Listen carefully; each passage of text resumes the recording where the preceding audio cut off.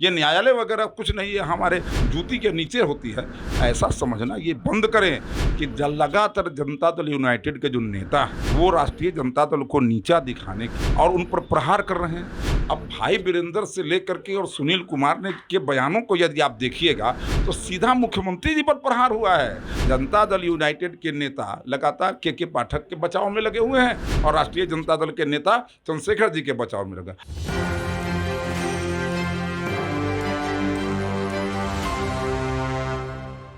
Gujarat high court ने राहुल गांधी को एक बड़ा झटका दिया है। इस मामले पर बातचीत करने के लिए हमारे साथ भाजपा के प्रवक्ता अखिलेश कुमार सिंह हैं। अखिलेश जी, इस मामले को किस रूप से देखते हैं? बिहार में इसका क्या असर होगा? देखिए, बिहार में नहीं देश में मैं एक बात ये साफ साफ मैं करना चाहता हूँ कि न्यायालय ने जो निर्णय किया है इसका सम्मान होना चाहिए।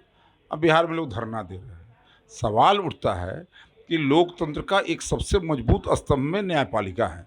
अब ये निर्णय दे दिया तो आप इतने परेशान क्यों हो, बेचैन क्यों हो? अनुपालन करिए, नहीं तो जैसे आपकी दादी की थी, इनका तो पुराना रिकॉर्ड है, दादी का भी तो यही हुआ था। न्यायालय ने आदेश किया, न्यायालय का निर्णय आया और उसको उन्होंने पलटते हुए और देश पर आपातकाल थोप दिया था।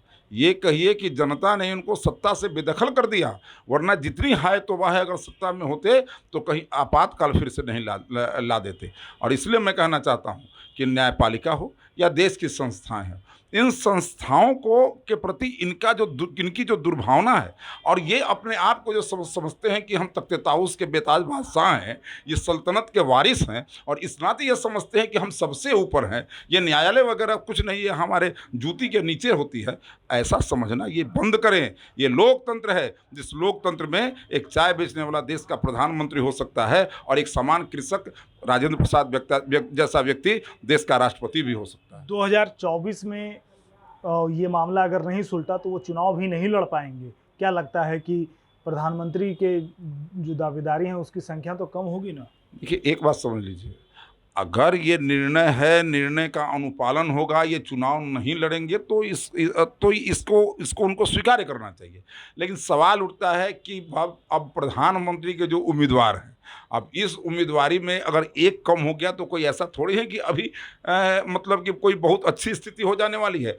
दर्जनों उम्मीदवार हैं, कौन प्रधानमंत्री का उम्मीदवार नहीं है? आपस में सबका सिफटोवल लगा हुआ है, कोई किसी का नेतृत्व स्वीकार करने को तैयार नहीं है। सभी एक दूसरे को जो है सो कि कम करने के फेरा में लगे हुए हैं, रस्साकसी चल रही है। इस परिस्थिति में, इस सिरफुटोवल में, इस धमा चौकड़ी में बिल्कुल ही ये समझ लिए कि प्रधानमंत्री का उम्मीदवारी फाइनल ही नहीं होना है। ये तय। एक सवाल और है, राज्य में जो है शिक्षा विभाग और शिक्षा मंत्री के बीच खींचातानी चल रहा है, तो उसी को मद्देनज़र जो प्रोफेसर चंद्रशेखर हैं उन्होंने साफ तौर पर कहा है कि इसमें जो है जो साजिश है वो कामयाब नहीं होगी। इसका क्या तात्पर्य है? इसका तात्पर्य यही है कि लगातार जनता दल यूनाइटेड के जो नेता हैं वो राष्ट्रीय जनता दल को नीचा दिखाने के लिए और उन पर प्रहार कर रहे हैं।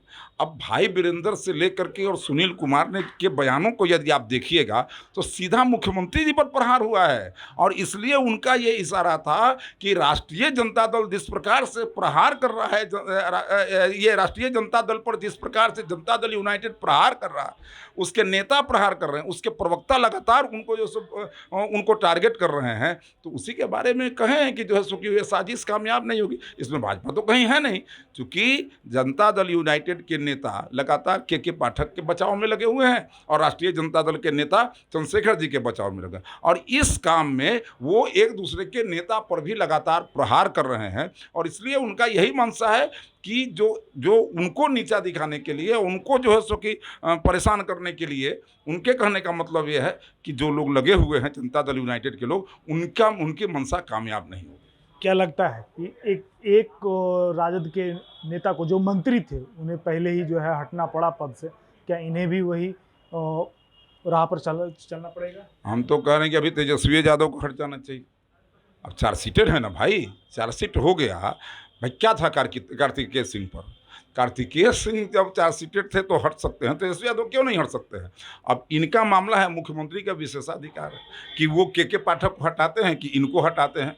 अब ब्यूरोक्रेसी वहाँ पर जीतती है या फिर जैसे विधायिका जीतती है, ये अब तो मुख्यमंत्री के ऊपर है। लेकिन एक बात समझ लीजिए, मुख्यमंत्री आवास पर दोनों को बुलाना और दोनों को साथ बैठा करके बात करना, ये भी तो कहीं से उचित नहीं है।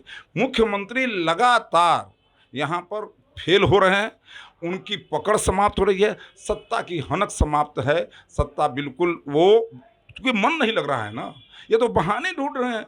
ये बिहार में इनको मन नहीं लग रहा है, चूंकि लगातार इनकी लोकप्रियता समाप्त हो गई, प्रासंगिकता समाप्त हो गई, स्वीकार्यता नहीं है बिहार के अंदर, इसलिए बहाने ढूंढ ढूंढ करके बिहार से बाहर दौड़ रहे हैं। और आज हालत यह है कि इनके इसी नेग्लिजेंस का परिणाम है, इसी प्रकार से जो ये इस विषयों को छोड़ते चले आ रहे हैं, इसका परिणाम है कि इतना बड़ा बात हो गया। के पाठक को जब की तो एक ढंग से लॉन्चिंग हुई थी, अब उसके बाद में मंत्री से झंझट हो गया। 30 जून तक मंत्री ने कुछ नहीं बोला, अचानक वो बोलना शुरू कर दिए। मिला जुला करके ये स्थिति है कि अराजक स्थिति है, कोई किसी को ठीक से जवाब देने की स्थिति नहीं है, घमासान मचा हुआ है, एक दूसरे को नीचा दिखाने में लगे हुए हैं। और इसलिए आप ये समझ लीजिए कि महागठबंधन में सब कुछ ठीक ठाक नहीं है। महागठबंधन में सब कुछ ठीक ठाक नहीं है। इसके साथ साथ अखिलेश सिंह ने साफ तौर पर कहा है कि जो राहुल गांधी को लेकर जो गुजरात हाई कोर्ट ने फैसला दिया है उसका सम्मान करना चाहिए। तो इसी तरह के तमाम अपडेट्स के लिए बने रहें एक न्यूज़ 24 के साथ। कैमरामैन रंजीत के साथ मैं विपुल पटना।